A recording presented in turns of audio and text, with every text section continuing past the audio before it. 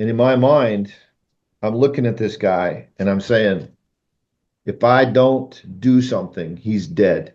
He's Yeah. going to die. Welcome to the Calm in the Chaos podcast, where we discuss untold heroic experiences and dive into the mindset of the Navy's elite rescue swimmers. Hosted by former U.S. Navy Aviation Rescue Swimmer, Mount Everest solo summiteer, and best-selling author Brian Dickinson.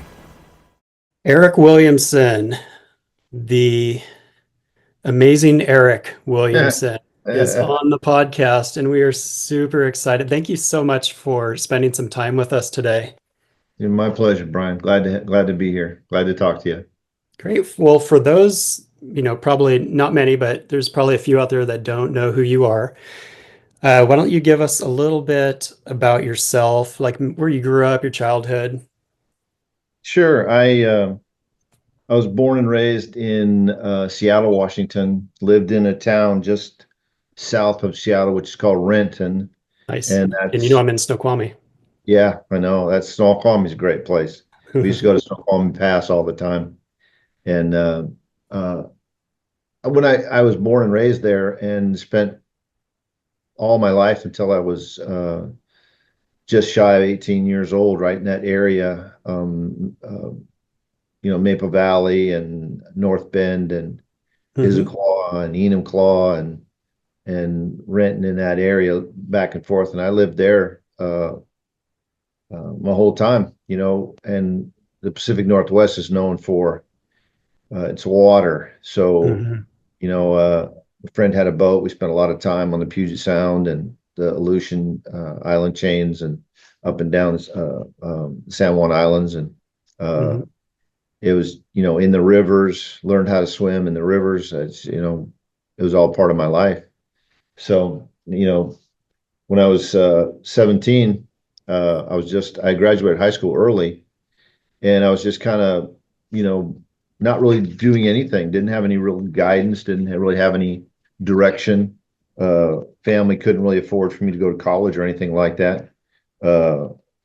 So I just happened to be walking by the recruiter station. I saw a Navy chief standing there in his flight jacket and his salt and pepper uniform with the hat and just looked sharp, looked phenomenal. And I talked to him, and he talked to me about going into the Navy and asked me what I wanted to do. And I had a friend whose dad was a welder on the Alaska pipeline, so I thought I wanted to be a welder.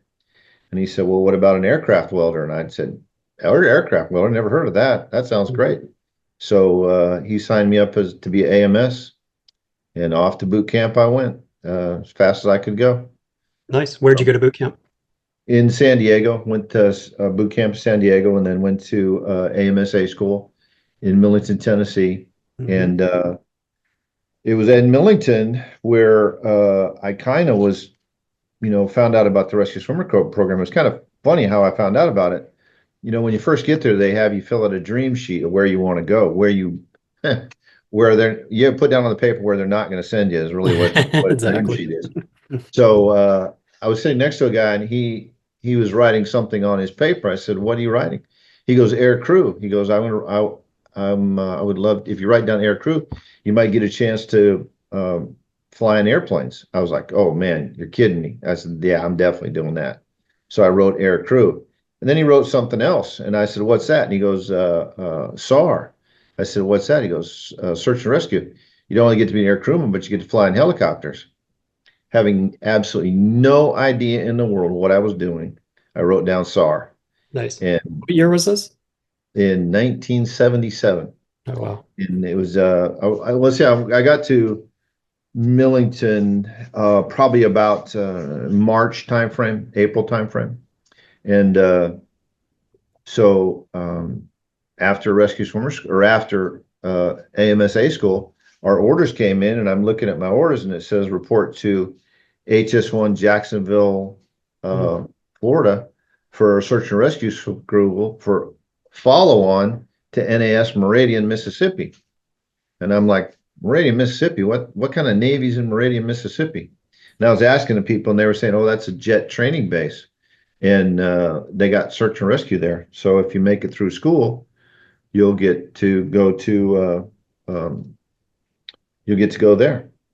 So off I went and I reported into rescue swimmer school in HS1 Jacksonville, which was an eye opener to say the least. Had no idea in the world what I was getting into.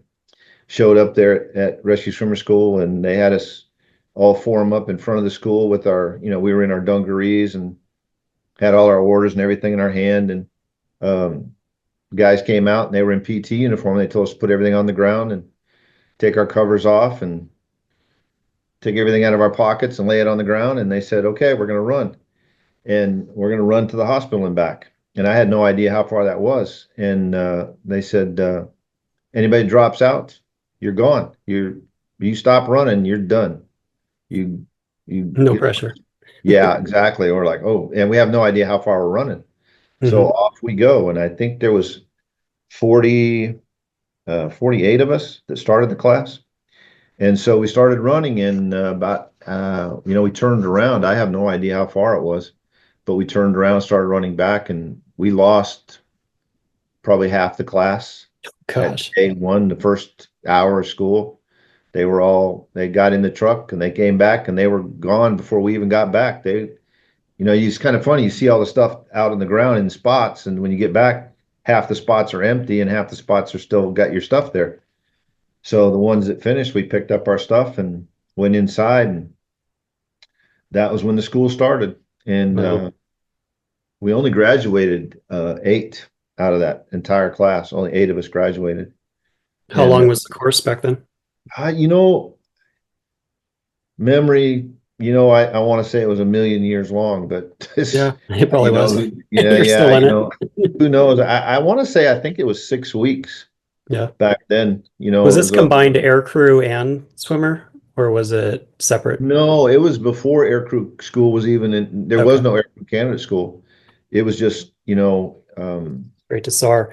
yeah, And the straight to vetting SAR. process, besides running to the hospital and back, can you imagine? Like, if you can't do that run, no matter how long No, it is. yeah. you Has don't anybody deserve got to be any a swimmer. injuries? No, there was none of that. There was no intake, anything like that. It was just, hey, we're here.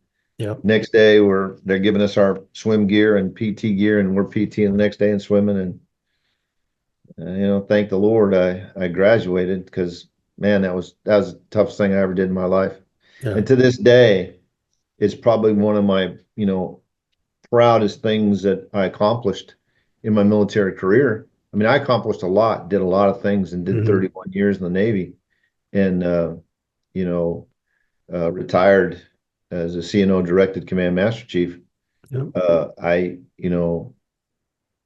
Our school was young E2 was one of my proudest days of my life. It was, really, it was something. And Crazy to think back to those days, because you can go left or right. So say you don't make it through SAR school, your whole life trajectory totally different. Like, totally different. Can't even imagine. It gives you a mindset, when you graduate that school, of accomplishing something that not a lot of people can accomplish. It gives you a certain level of ability to know that you can accomplish things that you don't think you can, and really how far you can push yourself, and how far you can really look deep inside yourself and say, man, this is something, you can, from your own experiences, you really don't know what you can do until you're pushed to the point you can do it. And I never thought I could accomplish that school and doing the things in that school back then, because, everybody talks about, oh, when I went through, it was tougher when you went through and all that other stuff. Everybody's got to go through the toughest school. And a lot of people, when I was the LCPO Rescue Swimmer School, we used to meet with the SEAL team schools and other high risk training environments schools, and we would talk about it. And they said that SAR school was the second toughest physical school to pass in the Navy, other than in SEAL school, or going to BUDS training. And I can believe that. It's especially not everyone does well in oxygen deprived, underwater, being Yeah, attacked. yeah, Most people aren't good yes, swimmers in general, and yeah, yeah, you'll yeah. definitely find out. And yeah, I believe it. I hear that all the time.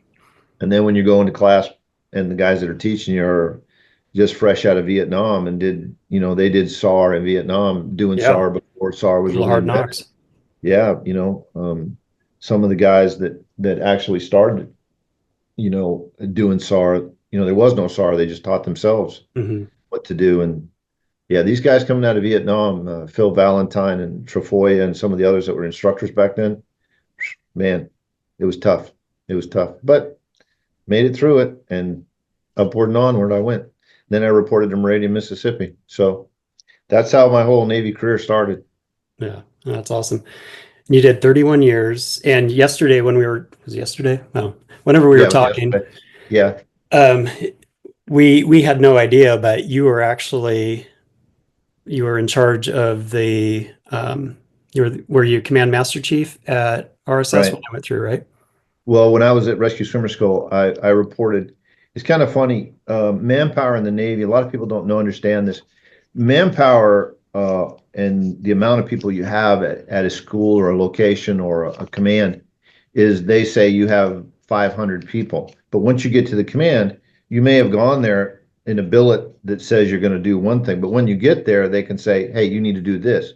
We need you here doing this. It's more important than what you're originally signed here for it." And when Mhm. I went to when I got orders uh, to rescue, I didn't really get orders to rescue swimmer school. I was coming off of the USS Saipan. I was the LCPO of the SAR crew on the Saipan, and did my 3 years, and then I got orders to Air Crew Candidate School in Pensacola. But when I got to Pensacola, the people that were in charge there said, "Hey, you're a rescue swimmer.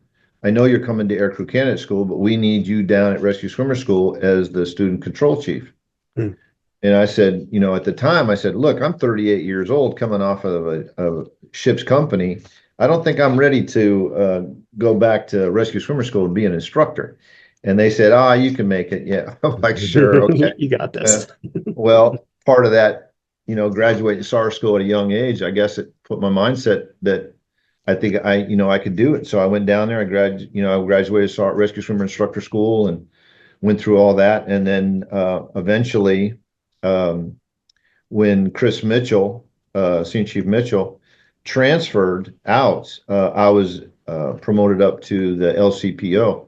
So the last 2 years I was there, I was the LCPO of the swimmer school. So I was really there from 92 to 95. And it's like you were saying, you went through school while I was the school control Yeah. chief. Yeah, we didn't even know it. Yep. That I went through in 2 year 93, separation. Yeah, July of February, or yeah, July, went in the Navy in February, July of 93. And yeah, it's interesting because you remember what occurred after we had the conversation. So I yeah, was halfway yeah, through, kind of in the life-saving, maybe a single multi or something right, early on, and then got news that my grandpa shot himself, who was a major father figure for me. So I had to take right. emergency leave, came back, went and Yep. part of a evaluation board to make sure I was emotionally and psychologically okay to Right. continue. You And got your head together, right? Yep. fortunately I did, and I was able to get through. But yeah, I think about, just like you said earlier, man, your life just pivots on those successes and failures. And I Yes, I think, did. Very much so. to encourage people that do fail, because you can fail for a lot of reasons. You get injured, life happens sometimes, and it's not like your purpose in life is this. It just happens to be, if that's the path you take and are, blessed to go that route, it can be amazing. But if your whole life, if you're looking back at a failure and you don't learn from it or pivot, and make the best out of it and learn from it, that's tough. And I know it can be easier said than done, but I think it's a good life lesson, because I know for me, like, even any evolution that I failed in the school and had to retake, I learned more from those. I'll never fail that again, because you had to be so meticulous and just know all this Yeah. information and do things a certain Um, way, all while trying to stay alive yourself while saving another life. So, yeah. there's a lot of people in our lives that are pivotal in that some that we know about, some that we don't know about. I mean, when you went through that with your grandfather, I remember that because as a student control chief, I was responsible for making sure where you were going and you getting there and Yeah, thank you. getting everything lined up and the Thank you emergency for room. that because I was able to see him before he passed away, and that's Yeah. everything to me. Yeah, we cross paths with people that we don't even know. And then, you go big circle, you start here and you go around, then you connect with them back here and your whole life's between the two until you get back to that point. Mhm. We cross paths with people that kind of help steer us and help put us in the right direction. Some we know about, some we don't know about. I Mhm. mean, you were talking about Bill Moss and Red Dog, and Mhm. he was an icon in my time when I was coming up. His name was infamous, but he was the kind of guy who you could talk to and he would tell you exactly what you needed to know. No rough around the edges. He's straight to the point. This is what you got to do. And there's other people like Rick Schoaf that you talk to. Rick for me and other people like Rick Schoaf and Jack Steitley and Mike Shepard and Fred Pope and a lot of these guys that anybody hears this podcast, is going to know those guys. They were all very pivotal in a lot of our lives and pointed Mhm. us in the right direction. And I was fortunate enough to have all of those people as chief petty officers back when I was a brand new E6 reporting into Pensacola. And they helped me steer me in the right direction and they'd cuff me upside the head if I was doing wrong and Yep. kick me in the tail and point me in the right direction. And we all had people like that in our lives. You were talking about Tony the other day, Mhm. Yeah, um, DeCenzo. yeah, those are the kind of people that stick out in our minds, and we'd end up in places that were in our life being very successful or looking back at things and saying that the reason I was successful, the reason I am the person I am today is because of those people and Mhm. because of the life lessons that we learned and the things that happened and the things we were involved in as a rescue swimmer. A lot of the things I did as a rescue swimmer Yeah. made me the person I am today. And a lot of my beliefs and a lot of the way I am is a result of Yeah, it those shaped you for people sure. and those evolutions and those rescues and the things that we did. Yeah. No, it's great. Um, that's a great segue. You wanna talk about a rescue? Yeah. The one, I have 28 rescue pins, and a rescue pin Amazing. is something that you receive when the company, not necessarily the people you were with or your command, but they have to send in a rescue citation award to the company that of the helicopter.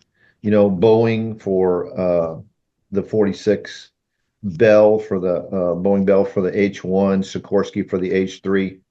And then if in fact they found that the rescue was worthy, and I talked to one of the persons that decided on this stuff a long time ago, back when I was in rescue swimmer school, when I was a senior chief, and he said the reason what they assign is if the write-up is significant enough that if it wasn't for you, that person would have died. Then it's not just a rescue that, okay, they would have made it to the beach or they would have got in a Mhm. boat. No, if you hadn't rescued them, they would have died. Yeah. You saved their life, and that's why they call it a life-saving award. So most of them, well, 20, 23, 24 were in the H-46, which I love. I've got over 5,800 hours flight time in a 46. And uh, a few were in H1, and I was fortunate enough to get one in the lovely H3 as well, which was uh, just happenstance how that happened. They were launching, they needed a swimmer, and I was there.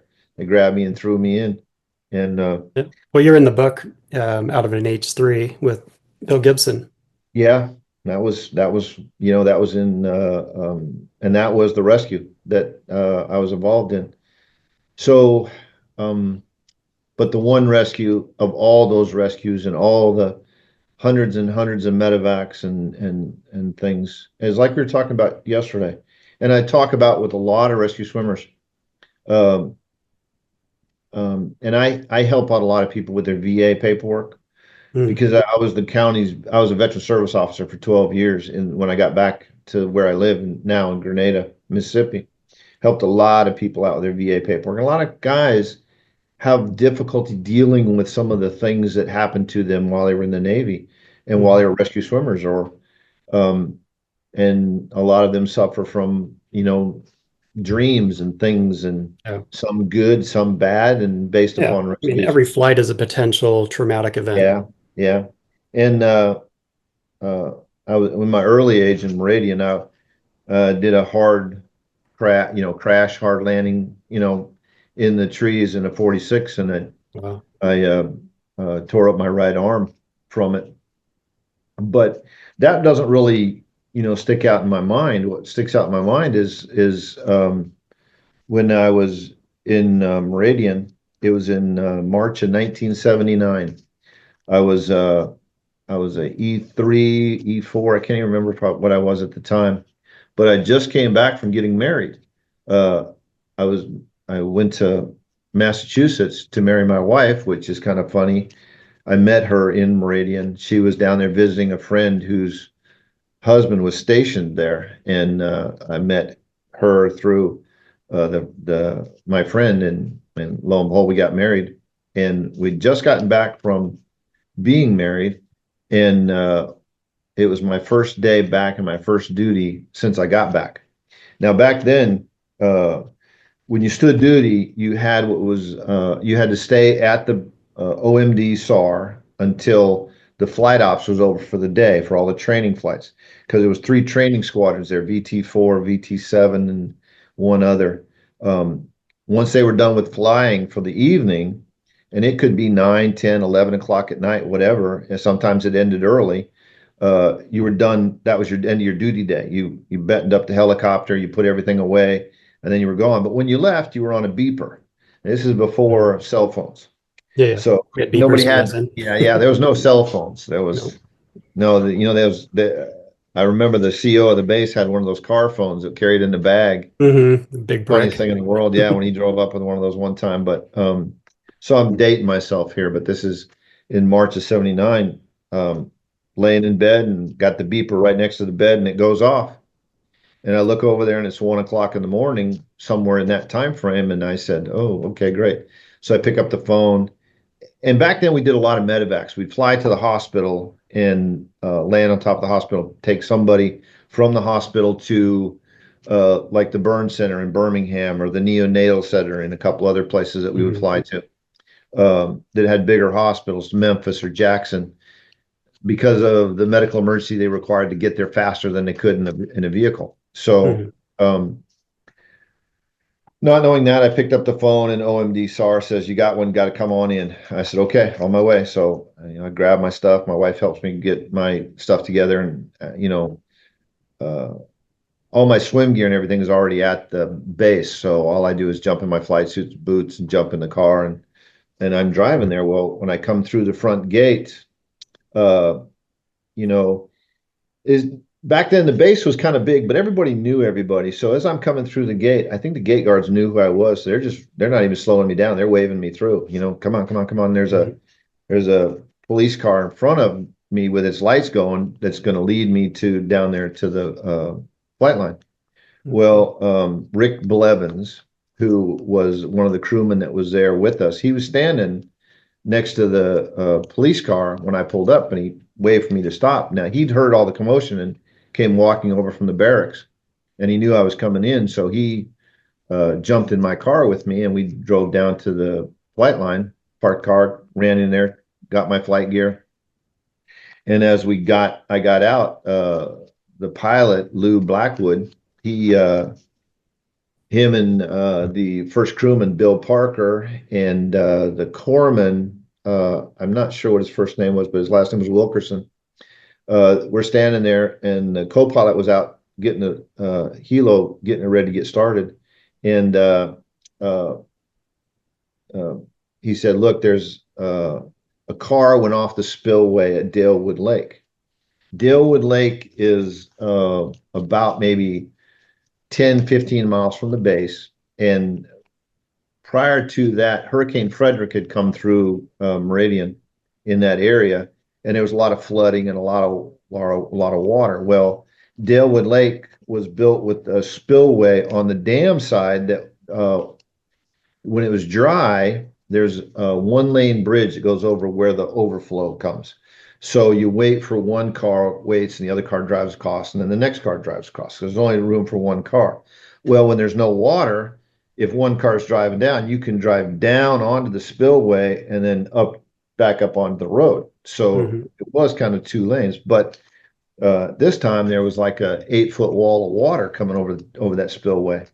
Well, a car was driving across and a car was coming the other direction, and it drove down the spillway, and it was four teenagers in this car, three boys and a girl, and they hit that wall of water, and it just swept them right into the raging torrent that this spillway had become, and it opened up into a wooded area, and pine trees and oak trees and all kinds of stuff, but the water had raised probably 10 feet from where it was normally at. So all that was flooded, and this water was raging through there. Well, the car had come to rest in the middle of this on a stump. So it was kind of like the stump was sitting up and the car is sitting on the top teetering up there. Yeah, and they'd all climbed on top, and they were kind of positioning themselves. Well, the fire department, the sheriff's department, the rescue team from local rescue team, water rescue team had all been there, and they had tried to get to him and flipped over boats, and the guy tried swimming to him with a rope tied around him, and he almost drowned. They dragged him back out and had to rush him to the hospital because he pretty much almost drowned himself trying to get to him. So yeah, he meant well. Yeah, they tried and tried and tried, and they finally said, we got to call the Navy. We got to get them out here. This is only going to happen the only way. Because now, if you think of the Colorado River rushing through the biggest forest you've seen, that's how bad it was. There was no, if you looked at it, if you were in that water and you were not one of the best swimmers in the world, you're going to drown. There's no way. Yeah, I described a rescue like that in the book. It's next level for sure. Yes. So they said, look, we're going to lower you down. We're going to get out there. We're going to assess the area, see what's going on, make a plan, and then we'll go from there. I said, Roger that. So I got all my wet gear on. I was ready to go. We flew out there and we did a couple passes. And of course, there's lights from all kinds of fire trucks and all kinds of police vehicles and ambulances and newspaper team out there and television team and everybody, shining lights from the spillway down onto where they were. So we could see it pretty good. So we said, all right, we're going to make our approach and we're going to go into the wind. And just fortunately, the wind, as we're making our approach, was towards the spillway. So as we're approaching down to get to where we can hover to lower me, there's probably 100 people or more standing out there, and every one of them's got a camera. Yeah. So as soon as we start making our approach, it looks like, we're in Vietnam. Or it reminded me of when we were in, later on, I had flashbacks of that, or not flashbacks, but I just remembered when we were going in and out of Beirut when the Marine barracks was bombed. We were transporting people in and out of there, and you see the muzzle flashes. I said, look at them, people taking pictures of us, and there's like, no, nobody. That's people shooting at us. That's not people. So, but our pilot, he had to wave off because it was so much, and we came back, and now we had a big loudspeaker on the side of the 46 where we could get on it and talk, and told everybody stop taking pictures. Did you say it that nicely? Yeah, the pilot said it. So we came back around to do another approach, and while we were talking on the ICS, and they're saying, look, we're going to lower you down on there. And Lieutenant Blackwood told me, he said, whatever you do not get off that hoist. Stay hooked up to the hoist at all times.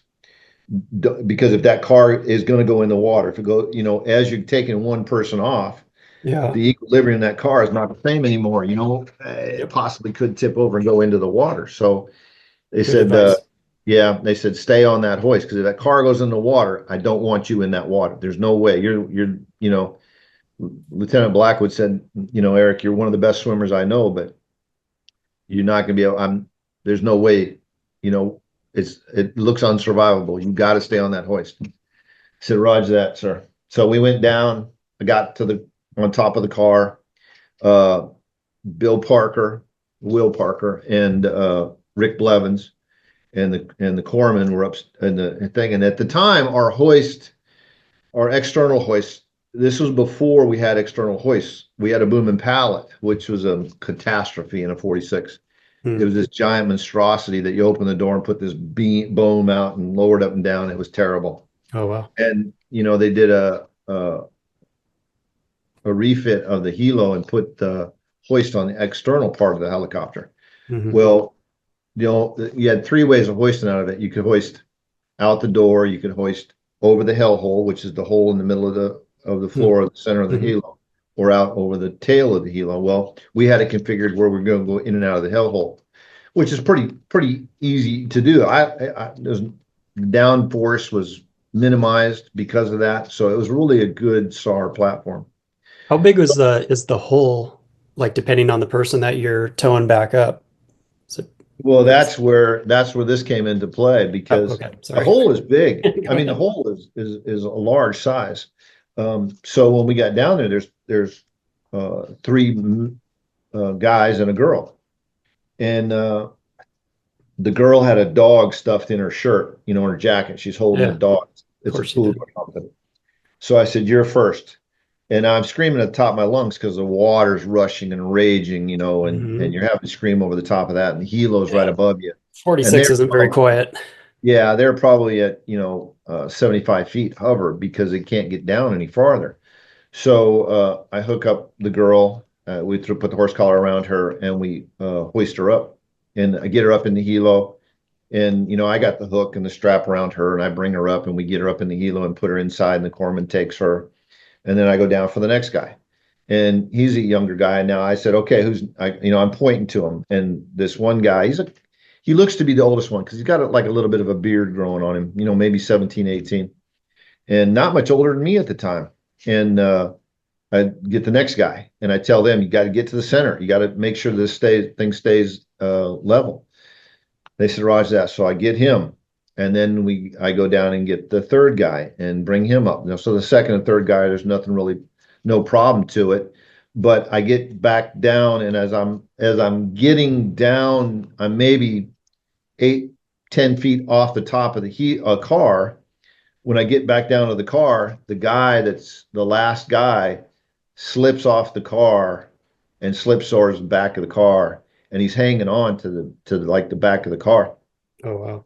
And I'm looking up, and I'm giving more slack so I can get back there. So I move back there. When I move back there, the car starts moving, and he lets go, and down the water he goes. Now he goes probably about 30 feet. Now he's underneath these trees, and I look up at the trees. I look at him. I look up at the trees. And I look up at the helo, and I can see Rick Blevins and Bill Parker both going, "Don't do it. Don't." They know what you were thinking. Yeah. And I could feel there was some slack in the cable, and I could feel them pulling the cable up. And in my mind, I'm looking at this guy, and I'm saying, if I don't do something, he's dead. He's going to die. I'm looking at him. He's looking at me. I mean, we got eyes locked on. I mean, and unless you've ever been in that situation, you have no idea what that feeling is. I mean, it brings back emotions even now. And that, that's 40, 45 years ago. Yeah. I still feel it in my soul of seeing that guy's eyes lock with my eyes, knowing he knows and I know if I don't do something, he's dead. And, the slack's coming up in the cable, and I looked up at him, and I just, I threw my arms up in the air, and Rick Blevins, who is a very knowledgeable guy, he looks right at me, he points at me, and he gives me a thumbs up. So I took myself off the cable, and I let go of it, and I went in the water. Now it's me in my wetsuit. I don't have my fins on. It's just me in my wetsuit. Oh. And I have my mask because of the water, and I go in the water, and I go maybe about 30 feet from the car, and now I'm grabbing branches of bushes as I'm going, and I get to him, and the first thing, of course, what does he do? He grabs me, Mm-hmm. and I'm in a fight. And now back in when I was 18, 19 years old, when this happened, I'm 6'4" and probably 170 pounds. I'm a walking stick at the time. And Mm-hmm. this guy's a little bit beefier than me. He's pretty heavy.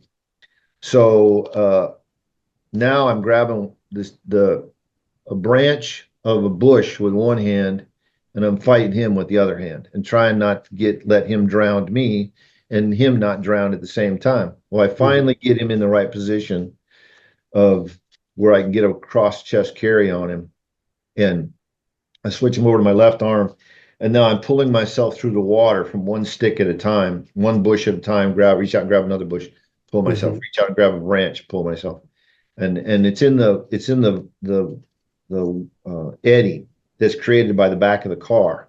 So Mm-hmm. I'm able to get myself to the car with him, and I pull him up onto the car, push him up onto the car, and because of their skill, they were able to maneuver the helicopter and come down a little bit lower and swing that hoist back so it swung back a little bit in the cable, and I was able to get it to me, and I hooked myself back up, got the rescue strap around him, and gave him a thumbs up, and up out of the water we came.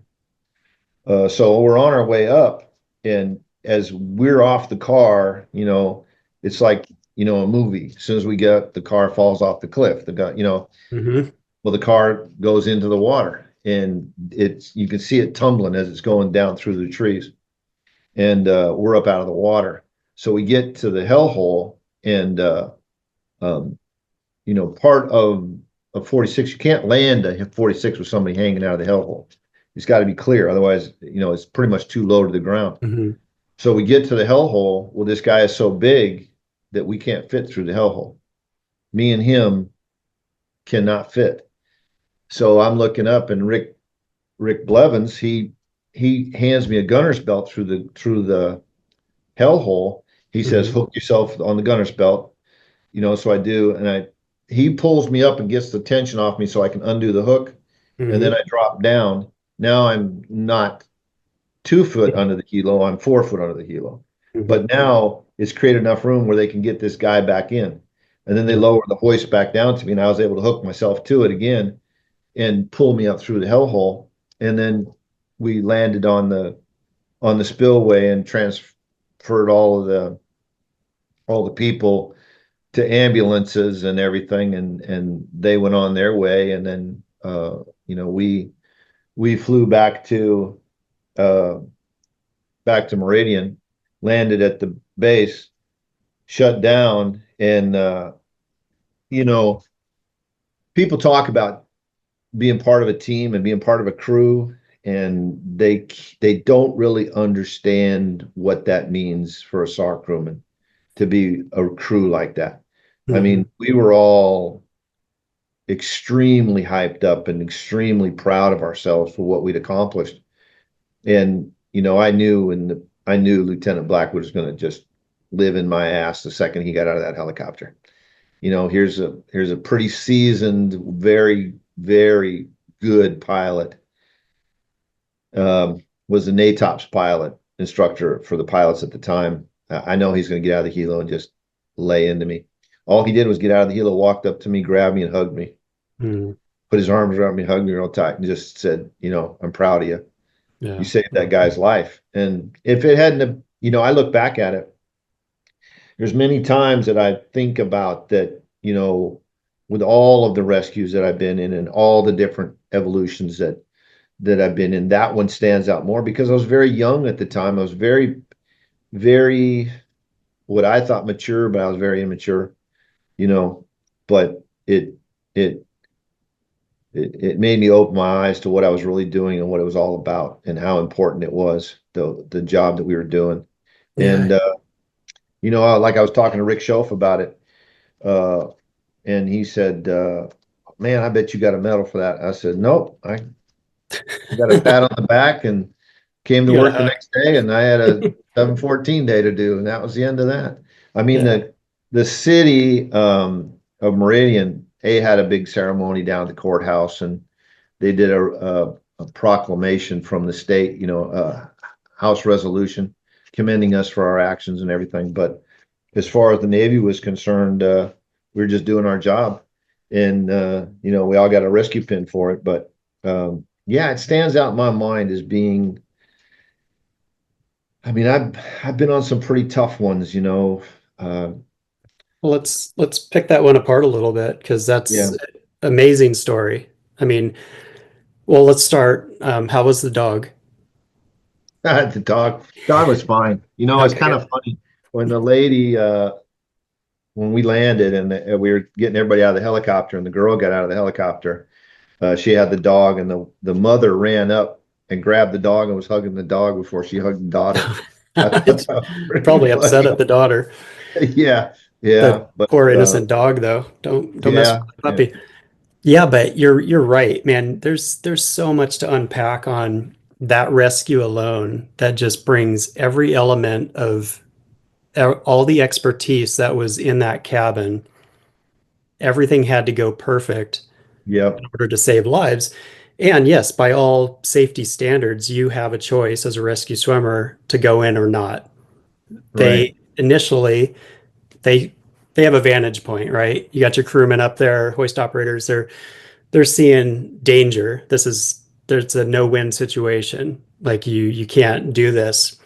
But they saw you and they saw your intent, and they also knew that you were eye level at that point, and you knew what you were doing. You knew what you were getting into, and they had to trust you at that point. And like you said, you looked into that guy's eyes.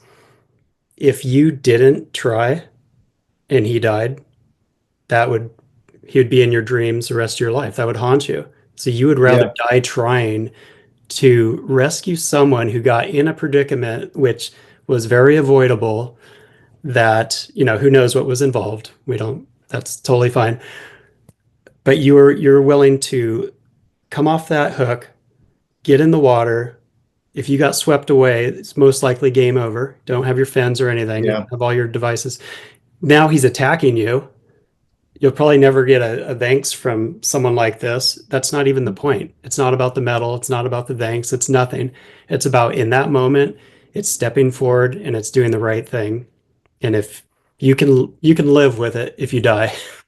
Not right. possible, but it's that Well, I mentality. think in that situation, you know, I've learned on later on that there's certain things in your brain or in your mind that something called like it's like a super ego. Mhm. Your super ego knows what's right and what's wrong, and somebody doesn't have to tell you what's right and wrong. You know it in your heart. You know it in your head what the difference between right and wrong. You know it's bad to kill somebody. They don't have to tell you you can't kill anybody. You know it in your heart and your soul that it's not right to kill anybody. But Mhm. I knew at that point could not, I just could not live with myself letting that guy die. Yeah. You know, you go through so much training and so much things to get to that point. How many hours, how many days, weeks, years to get to that point where you're put in a situation where you've got to make a choice, and hopefully the choice you make you can live with. Yeah. Too many people are placed in that position where they make the choice not to do it, and then like you said, it haunts them for the rest of their life, and it probably would have haunted me because I saw that I mean, it's hard to explain. I can see his face right now, Yeah. just like it was I, happened right now. yeah, I Him get it. looking me in the face and looking me eye to eye, and I'm me knowing I got to do something. I've got to do this because Yeah. that's the whole reason I'm there. Yeah. Well, it's a good transition. I always say being a SAR swimmer is the ultimate form of serving others. It Like truly everything that is. we do, it just comes down to service of others. And you've had that ingrained in you. You've clearly proven it over and over. I'm curious, as you transition into a civilian world, a lot of us end up, serving others in different capacities. Like, do you have experiences or do you feel like you're able to do that? Yeah, well, it's funny. when I retired from the Navy, after 31 years, they offered me the job to go be Air Land Force Master Chief, and John Thompson was the Fleet Master Chief at this time, and he said the new Air Land wants you to be the Force Master Chief. And I said, I don't think I can do it. And he goes, well, I said, I'm at higher tenure. I'm a year past higher tenure. And he said, well, we'll give you another 4 years. I said, that'll put me at 35 years. I said, I don't want to do that. I've always lived under the belief that when the time comes for you to go, you need to go so other people can advance and become Master Chiefs and become Senior Chiefs and become Chief. Me sticking around for these extra years is not going to provide that. So I got out and I retired and I came to Grenada, Mississippi, which is where my father's relatives are all from. All my grandfather and aunts and uncles are all from this area. And being stationed in Meridian, I bought land here, so we wanted to come back here and live. The cost of living's great. It's not what a lot of people, the stereotype that people believe of it is not, don't watch TV and think that's what it is, because it's not. It's nothing like that. So I came back here and they asked me, my cousin had told one of the people that, as I retired, they asked me if I wanted to be the veteran service officer for the county. So I said, I tried to figure out what that was about and helping people with their VA and getting their VA benefits. And I said, yeah, I'll do that. Well, 6 months after I did that, the sheriff came over and talked to me and asked me if I would come to work for him as his admin officer, or because his chief deputy was retiring. I wanted to know if I would be his acting chief deputy and be able to run the department and run the place. I said, well, yeah. So next thing you know, I'm off to law enforcement officer training and go through LEO school to become a law enforcement officer. And then I become a sheriff's deputy, and I spend the next 12 years doing exactly that, being a deputy sheriff. And, it's service to people in trouble to just, it feeds right off into it. And being the sheriff's deputy, I'm helping people usually on the worst day of their life. And it transitions from, the SAR, being a rescue swimmer, where a lot of times you're dealing with in the rescues you have to go on. And, and the rescues are probably 1/100th of all the time you spend in the Navy is dealing with rescues. And being a sheriff's deputy the same way. You come in contact with people when they're probably experiencing the worst day they've ever experienced in their entire life. And you have to be able to help them deal with that. And it goes back to all the training that I had in rescue swimmer school and all the rescues and all the things that I'd done in the Navy, just fed and prepared me to do that, to be a deputy sheriff. And so I was a deputy sheriff for 12 years before I retired from that. What a gift. I mean, just you think of your life, if we roll it back to the trajectory of pass or fail back when you're 18, 19 years old, and then, just the impact of those as a deputy you made. If you went left or right way back when, in 70s, who knows? You never know. But this is your journey, this is your plan, and you walked it out. And yeah, it's amazing. It's an amazing journey. Yeah, it really, I tell my wife, I tell my two daughters, your life may be laid out in front of you and you have a desire for how you want it to play out, but it doesn't necessarily mean it's going to be that way. There's a lot of crossroads that we come across in our lives. For me, it was a crossroad of making a decision whether to save that guy or not.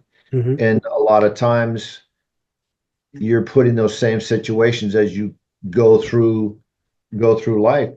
You could take a left or a right, and you take a left and your life turns out one way. You take a right and it turns out completely different and completely an opposite direction. And hopefully, for me, I'm very fortunate that those choices I've made and the directions that I've turned, I'm very satisfied with where I am in life right now. And I look back at my time in the Navy very favorably. I believe the Navy is the one that raised me. I was just an adolescent until I joined the Navy. And it Mhm. gave me a purpose, it gave me a direction, it gave me structure, it gave me a lot of things that I didn't have. And I am the person I am today 100% based upon what I did in the Navy and what I was doing as a rescue swimmer. There's no Yeah, doubt about it. absolutely. And that's clear. All the listeners will, no one's going to argue with you there. You want to jump into a fun scenario? Sure. Do you? Yeah, absolutely. So we're going to do a fun 1 minute hypothetical scenario to Okay. get inside the mindset of a rescue swimmer. So it's basically you get this call, little bit of information. I just want to know what's going through your head as you're preparing to either launch or en route. Either way. Okay, you ready? Yeah. All right, let me find one. Let's see. Ooh, this is fun.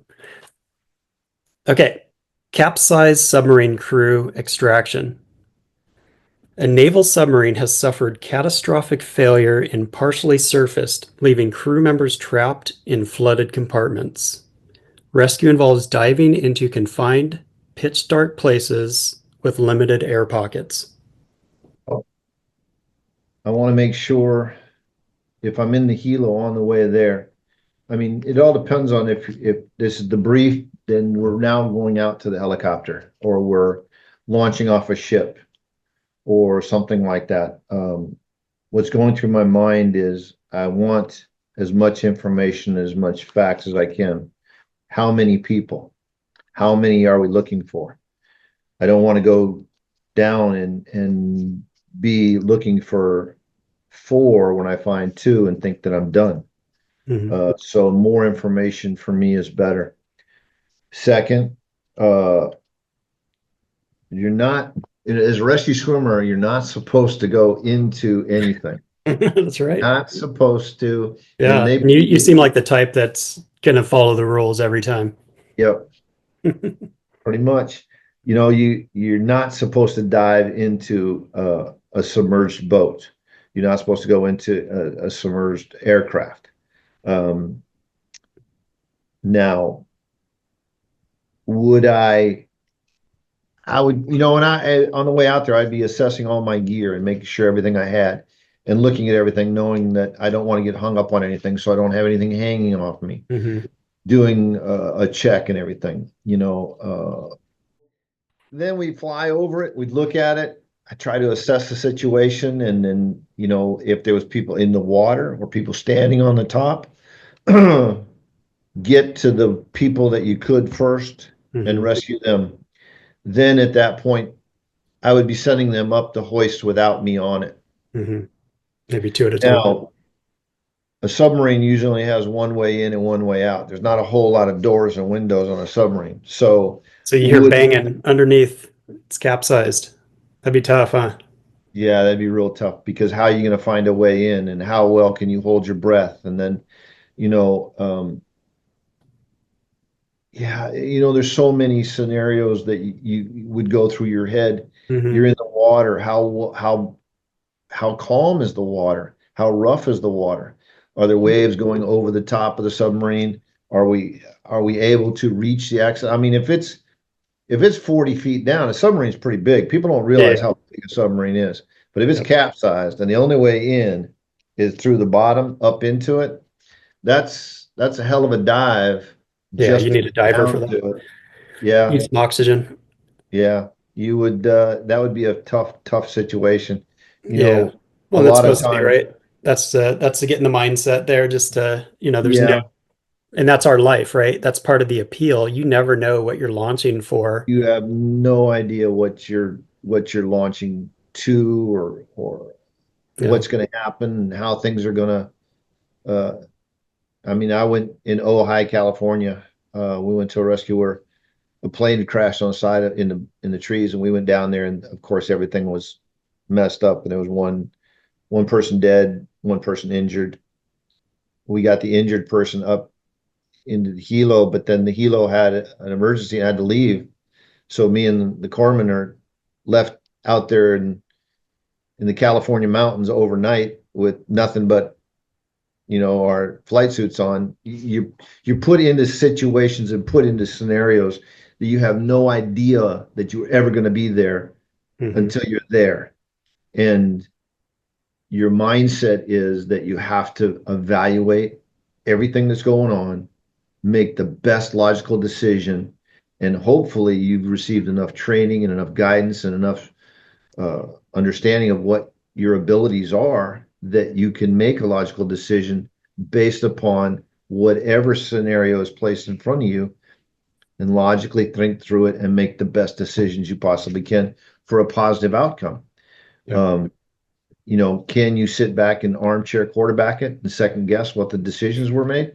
Sure. Everybody does everything. Why'd you do this? Why'd you do it that way? Would you do it again that way? No, probably not. That wasn't a good choice. Or yeah, that turned out to be, happenstance or luck of the draw. It worked out for the best when you possibly thought it wasn't going to work out. The worst decision is no decision. So, absolutely right. You have the information that you have at that time, and a lot of times it's within your 3-foot reach.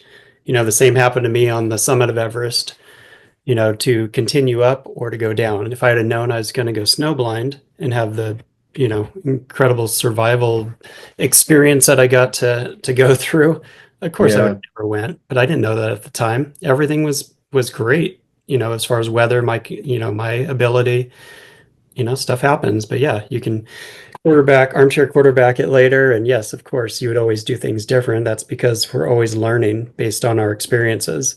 But my rule is, if I'm not there, I'm not going to make a comment of the decisions you made, because you have the information at the time as much as you have to make that decision. I'm a genius because I'm brave behind a keyboard. Like that's yeah. A lot of people say, if you had to look back on it, would you have made that choice? And I always say, based upon the information that I had, that's the best choice I came up with. In my mind, I'm running through the scenarios of every rescue situation, of every scenario, of everything you put in. Could be an aircraft emergency, could be anything. You got to quickly. You ain't got a lot of time to make these decisions. Hopefully, based on past experiences and knowledge of other people, it's like they say the NATOPS. NATOPS is written in blood because it's written on the mistakes that other people have made. Yeah, for so sure. Are you knowledgeable enough about your own abilities, as well as knowledgeable enough about what your capabilities are, or what scenario you're in, and you evaluate all those very, very quickly in your head, and hopefully you try to make the best choice possible of any situation that you're in. And those scenarios, God, you could run through a million scenarios and you would have I plan to. Yeah. Well, Eric, you have had incredible experiences that not many can relate to or really understand. What's a bit of wisdom you would want to leave our listeners with? That you really don't know what you're capable of until you're put in the situation that is going to call upon you to have to make a decision. Right or wrong, nobody's going to fault you for making the decision that you have to make. When you're placed in a situation like that, a life or death situation, where it's either your life or somebody else's life is on the line and you have to make a decision, just make the best decision you possibly can. It's like you said, no decision is much worse than a different decision. Yeah. I never, going through high school and going through boot camp and then going through SAR school, I never thought I was going to be placed in a situation where I had to make life or death situations.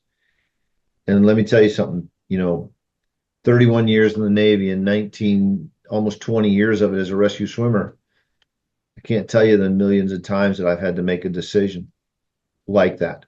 Yeah. And the friends that we've lost and the people that we've lost in helicopter crashes and or diseases or car accidents or whatever that we were very close to. while we were in the Navy. We live with all those, and we live with the decisions that we made, but don't be afraid to make a decision.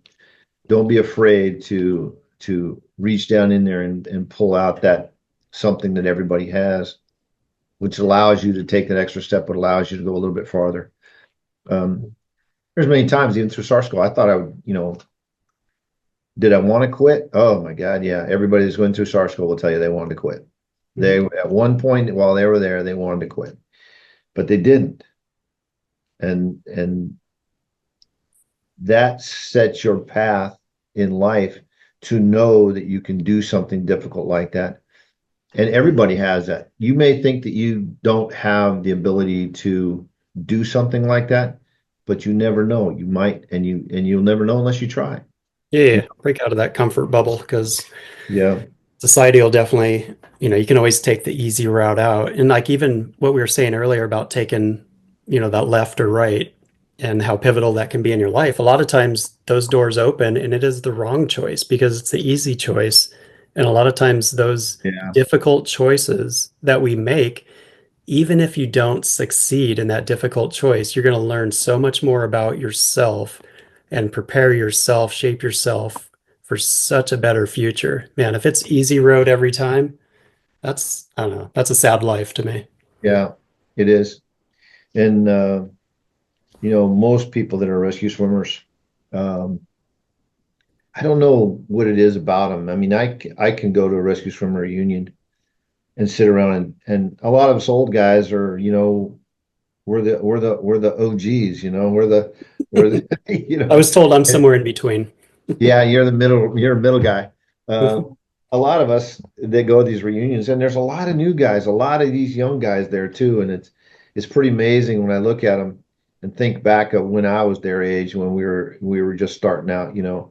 And these reunions that we've only had, I think, four of them. We have them every other year, and when you look at the guys sitting around, there's a lot of friends, a lot of people. And you look at everybody and you realize that this is probably 1/10 of 1% of everybody that was ever in aviation, not just in the Navy, but it was in aviation. Mhm. And it's not a lot. It's not a lot of them. I mean, I was talking with a couple friends recently when we went through rescue swimmer school. There was only 400 rescue swimmers in the Navy at the time. Now I think there's like 2,400 compared to the hundreds of thousands of people that are in the Navy. That's not a lot. So Like 2,400 active? I think, yeah, there was Kevin Maynor was a rescue swimmer and I was first class. He was second class. Mhm. He worked for me at HC-16, but he still works at Nav Air or at Air Land. I'm not sure, up in Virginia. And we were talking about rescue swimmers and the fact that when we were rescue swimmer, there was only 400 of us and non-tax. And I said it would be. I made a comment on that Facebook page that we're on that it'd be nice to know how many active duty there are. And Kevin found out, and he said there was like 2,400, something like that, active duty swimmers in the Navy. Yeah, I had no right? idea. That's Yeah, I didn't either. And that's what he told me. a lot, But but not really in comparison. yeah, in comparison, But the job is evolved so much. oh, it's like I think I was telling you the other day, back when we were rescue swimmers, there's a lot of things that we wanted to do, and there's a lot of training that we wanted, and we wanted to have it, but wasn't available. Mhm. Now they have all that training, they're doing all that training. So it's evolved from how we used to do it to how they do it now. And that's with anything in life, the way policemen used to do it, 40 years ago compared to how they do it now, and the Yeah. technological advances that they have and the equipment that they have. It's just, there's no comparisons, It's just about, oh, we're better at this time, we're better now than you guys were there. And the old guys are saying, oh, we had it tougher. No, it doesn't matter what you're doing, the best you can with the equipment and training that you have at that time. Yeah. They're doing the best that they can now with the training and equipment and things they had. God, I would love to have night vision goggles. I would love to have FLIR. I would love to have all the things that they have now for doing rescues. when we're flying around in a helicopter at night with flashlights looking down in the woods for somebody lost, A little chem light. yeah, exactly. Compared to flying around in a helicopter now, where you're looking at a big screen where you can see, heat signatures of deer running around. It's much, much better nowadays than it was when we probably could have saved a lot more people and not had as many headaches as we had back then. But like you said, the best advice I can give people is you're capable of doing a lot of things you don't think you are. That's just gotta, great wisdom. gotta try it. Great wisdom from the great Eric Williamson. Thank you so much, Master Chief, for being a part of our lives, in the rescue swimmer community, and for this podcast, just sharing your story. And definitely, I could have you on all day. So probably should just book you for the next year and just tell the story that you have. I could go through a lot of other rescues some are great, some are bad, some horrific, some really, really good. But I'm happy that you reached out and contacted me, because it's nice for me to know that somebody that I was involved with many, many, many, many years ago, back when your grandfather passed away, and that I was able to help you get through that time in your life, whether you knew it or not, as the student control chief, sending you on emergency leave, getting you back off emergency leave, make sure you got through evaluation, make you sure you got back into training, putting you into the right team so it wasn't as difficult as it could have been in somebody that was farther along or different makeup of instructors. That's all part, but it's kind of funny how we've all come back to it really is point in our lives. That we can huge, and I'm so grateful for you. All that you've done, and grateful for all of our listeners. I want to just thank you again, Eric, for being here, and for everyone else, we will see you next time. Thank you for listening to the Calm in the Chaos podcast. Please subscribe to be notified of future episodes, and if you enjoyed what you just heard, please leave a 5-star review on whatever platform you listen to podcasts. Until next time, get out there and make a difference so others may live.